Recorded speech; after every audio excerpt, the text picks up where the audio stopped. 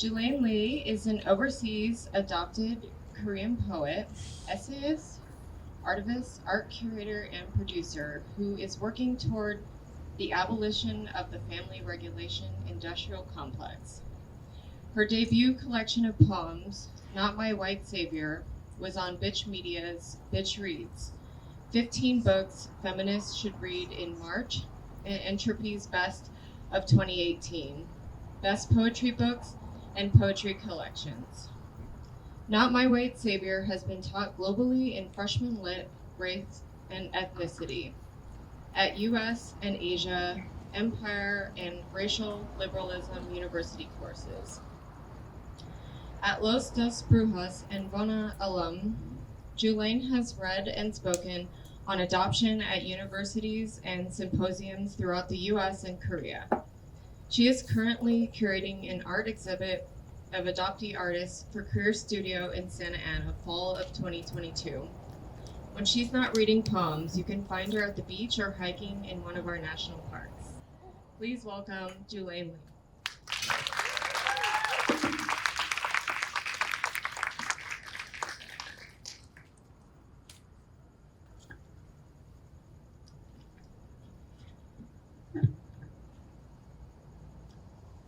For my mother.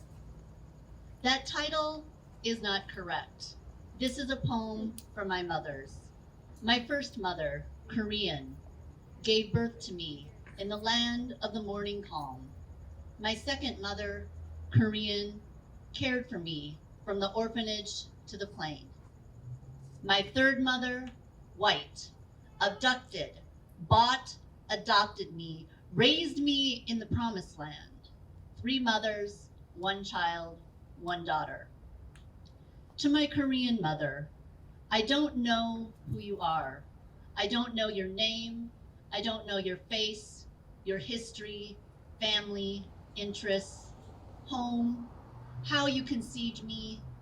Yes, I know how babies are made, but I don't know if you were someone's wife, someone's mistress, someone's victim when I was conceived. I don't know if I was your only child sent away from our divided country. I don't know if you understand how your choices impacted my life. I don't know if you're even alive anymore. I don't know if you think about me, but I know I think about you. I know you look like me, or should I say I look like you. But which parts of this body you gave me belong to you? To my foster mother, An-Soon Lim. I waited over 3 decades, 7,000 miles to learn your name. Maybe you're now in your 70s if you're still alive. Does not recognize her foster mother. Recognizing the foster mother will look for her own foster mother, says mom now and then. This is what my adoption file says, but what do you say? We know the papers lie, but we don't know when. To my white mother.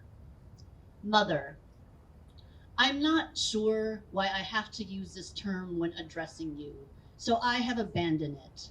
A purchase agreement and a promise to raise a child in the Christian faith do not require me to address a woman twice my age who looks nothing like me by this title. Therefore, I don't. I've been told I need to be thankful to you for giving me a better life, rescuing me from the war-ravaged country of Korea. Here is what I have to be thankful for. When you told me you paid a lot of money for me, when you told me if you hadn't adopted me, I'd be living a life of prostitution on the streets of Korea, I'd be homeless or dead. Did it ever occur to you I can do all of those things in America? I can go back to Korea and fulfill this destiny, or all of the above. I'm told I should be thankful for everything you've taught me. You taught me that control, manipulation, brainwashing, and spiritual abuse are normal in child rearing. That I am responsible for how you feel and look. that when we die, we go to heaven, but the only way to get there is to do the right thing, but no matter what I did, it would never be good enough. You taught me that I was responsible for how God felt, that God was a white man, that it is best to be white, or at least an honorary white. But it's good to have at least one black friend as long as he is married to a white woman. You taught me interracial marriages aren't always okay, that I should be ashamed of my body, that I am not beautiful, that college was my only option after high school. Actually, you taught me a Christian college was my only option because I would marry someone I would meet there. You taught me that as a woman, my success would be measured by the man I would marry and the children I would birth. That it wouldn't be right to marry someone outside of your faith. That the only political choice was to be a pro-life Republican. You taught me that being narrow-minded, self-righteous, and judgmental are normal. You taught me that it is okay for you to be a hypocrite, but not for me. So for all these things, I cannot and will not be thankful. To my Korean mother, you had no choice, no power. To my foster mother, a surrogate. To my white mother, you had choice, power, privilege, and you chose to abuse it. 3 mothers, 1 daughter, who traveled this journey alone. Okay, take a deep breath. You know, it's okay to be like uncomfortable with that. You are. So, I'm just gonna go into the next poem. This is called Jealousy. When Kayla contacted me and said, I'd love if you would read for my mother. And then what else do you want to read? And I said, well, I think jealousy is kind of fitting. And I want us to also think about what adoption is, especially in the light of Roe v. Wade, and there needing to be a, better supply of domestic infants for the purpose of adoption. Because a lot of families want to create their family or expand their family through adoption. Okay, that is also a disruption to another family. It is a disruption to the child that is adopted. So my life is a continual disruption. And I would also like to draw your attention to this shirt up here. This is the back of a shirt from Adoptee Solidarity Korea, which was founded in Korea over 20 years, almost 20 years ago. And people think that the object that the person is holding is a bag of money, which that could very well be, but it's actually a stamp stamping the baby made in Korea. So let's go into this poem, Jealousy, which begins with an epigraph by Nikki Giovanni. We cannot let those people who do not love us determine who we are. In the backyard under giant tree shade, leaves fall. Welcome winter, leaves I raked for years. Today is not for raking, but raking me over coals. My identity interrogated, my journey on trial, forced assimilation, my white parents sit in patio furniture they can't afford, demanding reports of my first return to Korea. Then my white mother slams me to my past, jealous I was so cute, pretty, jealous of my skinny frame. Jealousy drips off her words, venom throws daggers I dodge, shock me back to my childhood. Past crumbles, maternal love conditional, rationed.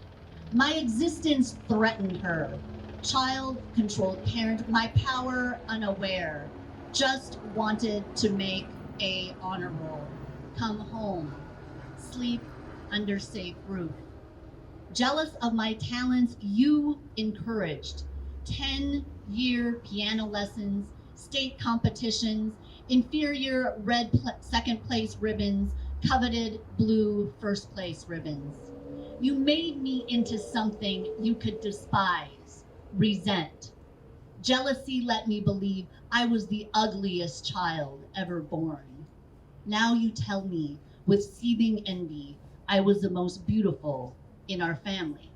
But I never felt that way. I didn't belong. Raked leaves bear witness to frozen emotions, eternally jealous of your imported child. Disgraceful, you should be ashamed. Still jealous of me, I will never be jealous of you.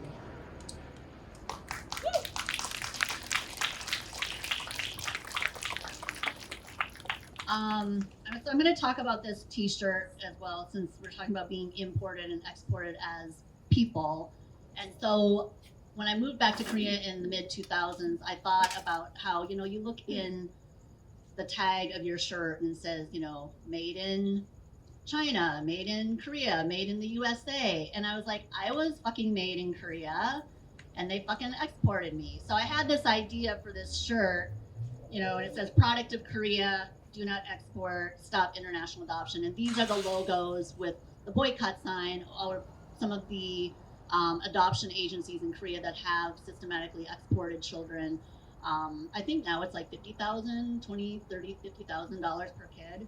And so my friend Kamira, who's exported to Belgium, worked on this with me and another overseas adopted Korean.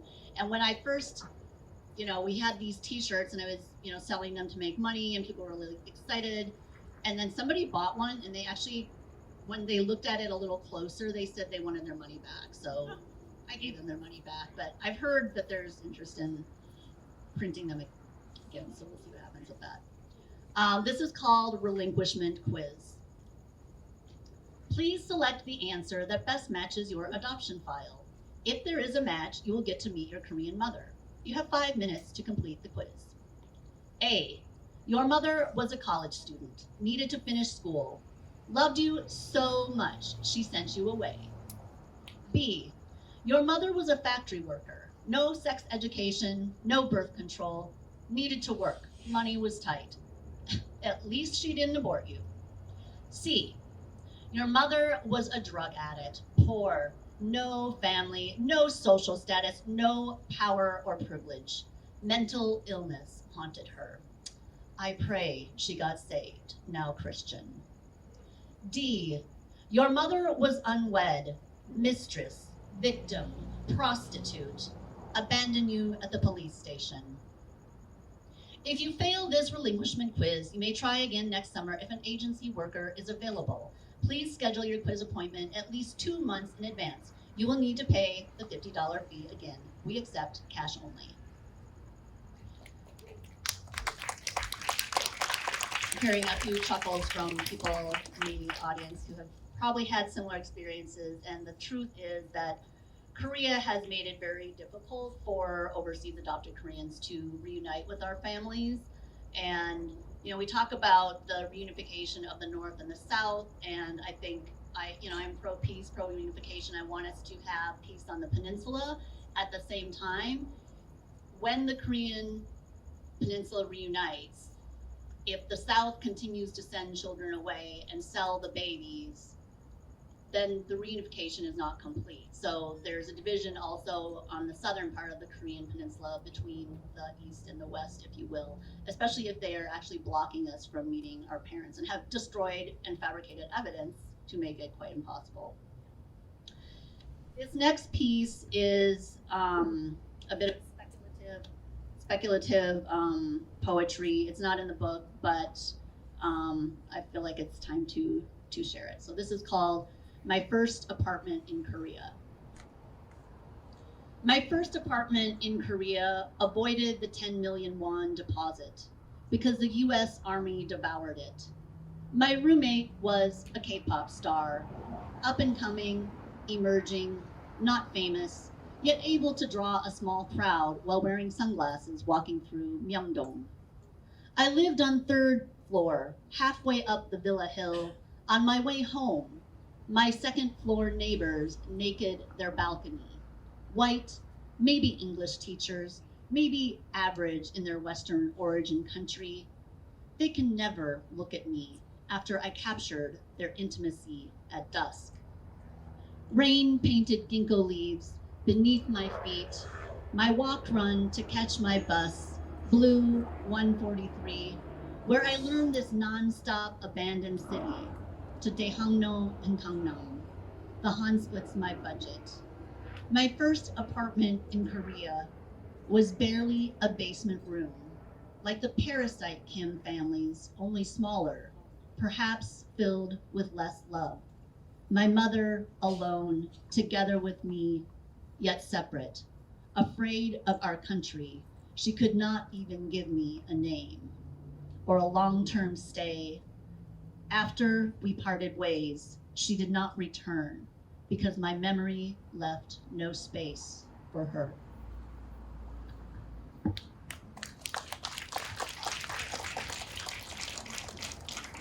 Okay, this is the last poem. And I really want to thank all of the artists, our two amazing curators, Caroline and Kayla, who have been just like amazing. I think long before I had words to even verbalize or put on paper, especially feeling for a good part of my life that I was silenced, that I had to be grateful, but yet there was all this turmoil and trauma and anger, and it's like, how do those emotions live, side by side, or do they have to? So before I was able to start writing, it was the visual and performance artist that gave me a way to express, I think, what I was feeling. Because when you don't have words, what you have to create visual art, you have to create performance art. So I want to thank them for that. So this last piece is about ancestors, and as an adopted person who does not know my ancestors, it often causes me a bit of anxiety when people will say, well, like when our ancestors, it's like, no, I don't fucking know that because, I don't. And a lot of adopted people don't. And people still say, well, I don't know all my ancestors either. And it's like, well, okay, let's just stop and recognize the difference here. And I was at a meditation retreat, and they had this ancestor altar and said, bring something for that. And I was just like, this is like trauma, And so I talked to the teacher, who he actually happened to be adopted. And like, I could barely breathe. And he just said, just start with somebody that you love, that you care about, write something about them to them, and just put that on the altar. Just start with that. And I said, okay. And so I wrote something about a friend, Joy, who had been killed in a car accident several years before. And it turns out somebody else at the retreat who I'd never met had also written something about her. And so it was this beautiful moment of her being an ancestor for both of us and bringing the two of us together. And I think that I've started to think about, like, how do we reimagine what ancestors are if we don't have that connection? And I just always thinking about, like, okay, the physical connection, or maybe different talents you have. And my therapist said to me once, she's like, you must come from a line of really strong women. And I just kind of went with that because I never thought about it that way. And so that's kind of where this poem came from. My ancestors were royalty. I come from a line of badass women, for only they had the grace to spit in white supremacy soup. My lineage of women never surrendered to saving face. Quiet, demure stereotypes, submissive Asian females, we never caved to angry little Asian girls. My ancestors armed me to shut you down, ignore your postured strut, insecure bullying. May my descendants know their royal bloodline flows purple like fields of mountaintop lavender, red, white, and blue swirl burgundy, cloaked in gold-trimmed velvet, platinum-clad, battle-ready. My ancestors taught me having the last word means to ignore yours. Thank you.